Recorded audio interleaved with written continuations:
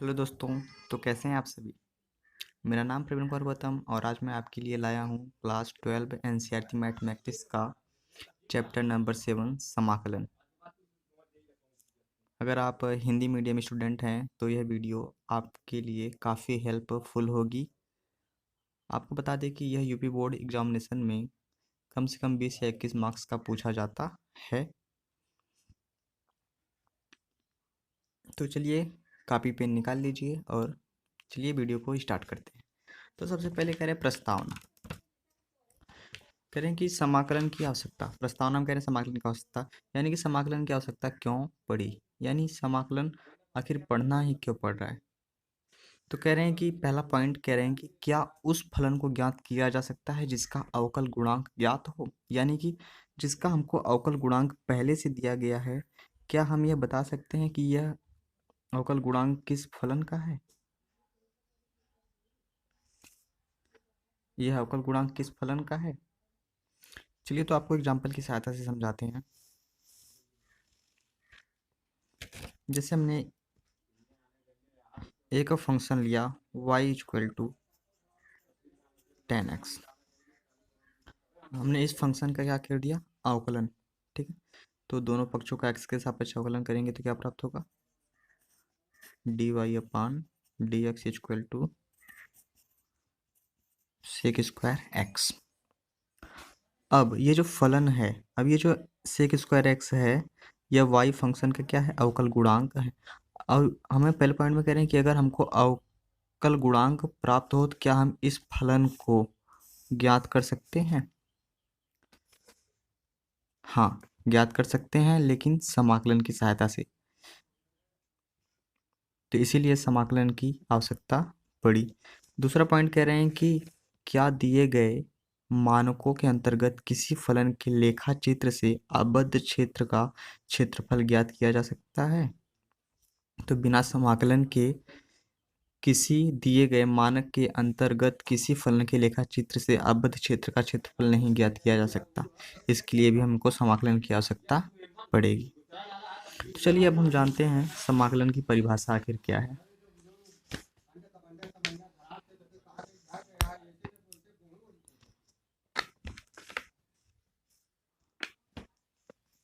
करेंगे फलन का समाकलन, करें किसी फलन का अवकल गुणांक ज्ञात करने की व्युत्क्रम विलोम प्रक्रिया को समाकलन कहते हैं। यानी कि जो समाकलन होता है वह अवकलन का बिल्कुल अपोजिट होता है, बिल्कुल उल्टा होता है। जैसे एग्जाम्पल, हमने अगर 10x का समाकलन अवकलन किया तो हमको क्या प्राप्त हुआ, सेक स्क्वायर एक्स। जब हमने सेक स्क्वायर एक्स का पुनः जब हमने सेक स्क्वायर एक्स का समाकलन किया तो हमको क्या प्राप्त होगा, 10x। ठीक है, और ये 10x नहीं बल्कि 10x प्लस सी प्राप्त होगा। अब आप कहोगे सर 10x प्लस सी क्यों प्राप्त होगा, तो इसके पीछे एक बहुत बड़ा राज है। पता है राज क्या है, फिल्म वाला राज नहीं है। ठीक है, राज मतलब समझो, अगर मैं आपसे कहूँ कि 10x प्लस 5, अब आप इसका डिफ्रेंसिएशन करो तो आप कहोगे सर सेक एक्स प्लस 0 बराबर सेक एक्स। यानी कि 10x का भी डिफ्रेंसिएशन सेक एक्स आया और 10x प्लस 5 का भी डिफ्रेंसिएशन क्या आया, सेक एक्स आया। तो मैं आपसे कहूँ कि मैं आपसे कहूँ कि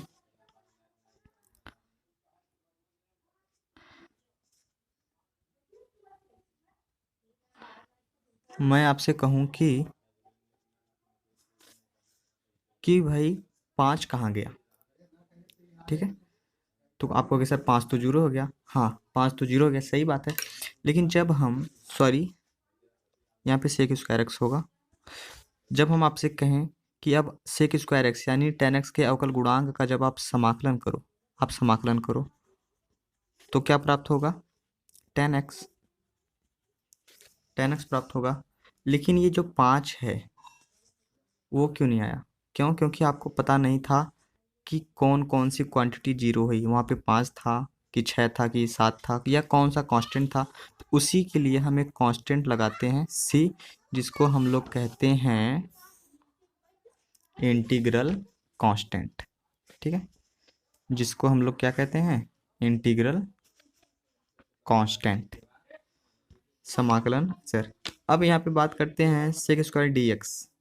ये जो डी एक्स होता है, जैसे अवकलन में हम लिखते हैं डी बाई डी एक्स, इसका मतलब तो अवकलन किसके सापेक्ष हो रहा है, एक्स के सापेक्ष। उसी प्रकार समाकलन में जब हम सेक स्क्वायर समाकलन सेक स्क्वायर डी एक्स करते हैं तो इसका मतलब होता है यह समाकलन x के सापेक्ष हो रहा है। अगर x के जगह क्या होगा, w होता, तो यह समाकलन w के सापेक्ष होता। अगर v होता तो v के सापेक्ष, अगर t होता तो t के सापेक्ष। तो चलिए अब समाकलन के चिन्ह की बात कर लेते हैं, साइन ऑफ इंटीग्रेशन। तो समाकलन का चिन्ह कुछ इस प्रकार से होता है, सांप की आकृति का। ठीक है, यह समाकलन का चिन्ह। तो ये जो समाकलन का चिन्ह है, यह अंग्रेजी शब्द के सम के प्रथम अक्षर, अंग्रेजी शब्द जो सम है उसका प्रथम अक्षर एस का क्या है, विकृत रूप है। सम का मतलब होता है योग, यानी ये समाकलन क्या है, एक योग की विशेष विधि है। यानी समाकलन में क्या होता है, छोटी छोटी चीज़ों को जोड़कर क्या करते हैं, बड़ी चीज़ें बनाई जाती हैं। ठीक है, और अवकलन का मतलब होता है घटाना। ठीक है, समाकलन का मतलब होता है योग। तो ऐसे से ही यह यश का क्या है, विकृत रूप है, और ऐसे से ही यह समाकलन का चिन्ह बना है, सांप की तरह होता है। अब चलिए हम आपको बताते हैं, अगर हमारे पास कोई अवकल गुणांक है एफ डैश एक्स, मान लेते हैं हमारे पास एफ एक्स बराबर क्या है, साइन एक्स। एफ एक्स बराबर हमारे पास साइन एक्स है। अब हमने जब इसका इंटीग्रेशन किया, डिफ्रेंसिएशन किया, यानी F dash X equal to क्या होगा, कॉस एक्स, होगा। अब जब हमने कॉस एक्स का जब हमने यह जो साइन एक्स का जो अवकल गुणांक है, जब हमने इसका समाकलन किया, जब हमने इसका क्या किया, समाकलन किया एक्स के सापेक्ष, तो हमको क्या प्राप्त हुआ, बराबर एफ एक्स बराबर साइन एक्स प्लस सी। कहने का मतलब यही है कि जिस अवकल गुणांक का समाकलन या समाकल किया जाता है उसे हम लोग कहते हैं समाकल्य, और समाकलन करने पर जो रिजल्ट प्राप्त होता है वो होता है समाकल, यानी इंटीग्रल्स। तो चलिए आपको और कुछ एग्जांपल दिखाते हैं। जैसे हमने ले लिया D by D x sine x, तो साइन एक्स का क्या होगा, ये हो जाएगा कॉस एक्स। अब चूंकि जो समाकलन होता है वह अवकलन का बिल्कुल उल्टा होता है, जब हम पुनः कॉस एक्स का समाकलन करेंगे या इंटीग्रल्स करेंगे तो हमको पुनः क्या प्राप्त होगा, साइन एक्स, और इसके साथ में एक कांस्टेंट लग जाएगा। ठीक है, इसी प्रकार और एग्जांपल लेते हैं, D by D x log E T. ठीक है, ये टी के सापेक्ष होगा, तो ये क्या होगा, 1/t।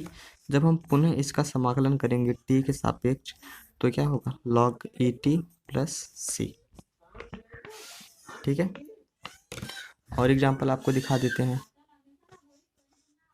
अगर हम ई एक्स का अवकलन करें तो हमको ई एक्स से प्राप्त होता है।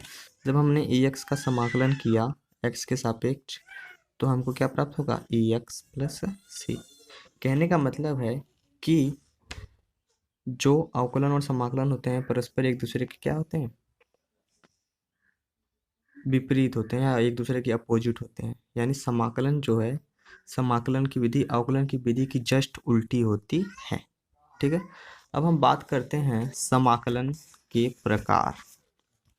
तो समाकलन के प्रकार की अगर हम बात करें तो समाकलन दो प्रकार के होते हैं, एक होता है अनिश्चित समाकलन और एक होता है निश्चित समाकलन, इंडेफिनिट इंटीग्रल, डेफिनिट इंटीग्रल। तो अनिश्चित समाकलन क्या होता है, इसके बारे में हम बात करेंगे नेक्स्ट वीडियो में। अगर आपको ये वीडियो पसंद आए तो प्लीज़ हमारे चैनल को सब्सक्राइब करें, लाइक करें और कमेंट